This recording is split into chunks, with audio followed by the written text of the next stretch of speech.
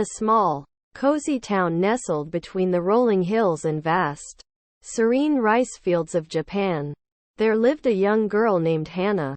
Hana's life was woven into the fabric of her community, a tapestry of traditions, and the beauty of everyday moments. Her world was a blend of the old and the new, where ancient temples shared the skyline with modern skyscrapers, and the fast pace of city life was balanced by the tranquil rhythm of the countryside. Hana's days began with the soft light of dawn, as she slipped out of her futon and slid open the paper doors of her room, letting in the crisp morning air. Breakfast was a simple affair, often rice with miso soup, pickled vegetables, and grilled fish, shared around a low table with her family. Her parents believed in the importance of meals together, a time to bond and share stories from their day. After breakfast, Hana would put on her school uniform, a neat blouse and pleated skirt, and say goodbye to her parents. She would join the stream of students walking or biking to school, their laughter and chatter filling the air. School was a mix of rigorous studies and clubs, where Hana pursued her passion for kendo, the way of the sword, a martial art that taught her discipline, respect, and the value of hard work. Weekends brought a change of pace. Saturday mornings were for visits to the local market with her mother, where they would buy fresh produce, fish, and sometimes a sweet treat from one of the vendors. Hana loved these walks, the bustle of the market, the vibrant colors of the food stalls, and the warm greetings from familiar faces. It was a community gathering, a place where news was exchanged, and friendships were nurtured. Sundays were for family outings. Sometimes, they would visit a nearby shrine, washing their hands and mouths at the purification fountain before offering prayers.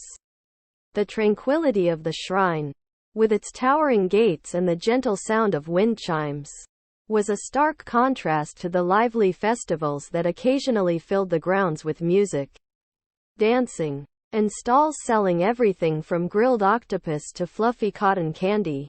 One of Hana's favorite traditions was the cherry blossom viewing in spring, when the sakura trees bloomed, painting the landscape in shades of pink and white. Her family would join others in the park for hanami, a picnic under the blossoming trees. It was a time of joy, of celebrating the beauty and impermanence of life, as petals fell like snowflakes, blanketing the ground. As the seasons changed, so did the rhythm of life. Summer brought fireworks and festivals, where Hana would wear her yukata, a casual summer kimono, and try her hand at traditional games like goldfish scooping. Autumn was a time for harvest, and helping her grandparents in the countryside, learning the age-old ways of tending to the rice fields. Winter, with its cold embrace, was warmed by hot baths at the onsen, and the comfort of kotatsu, a heated table, where her family would gather to share stories and oranges. Throughout the year, Hana learned the values that had been passed down through generations.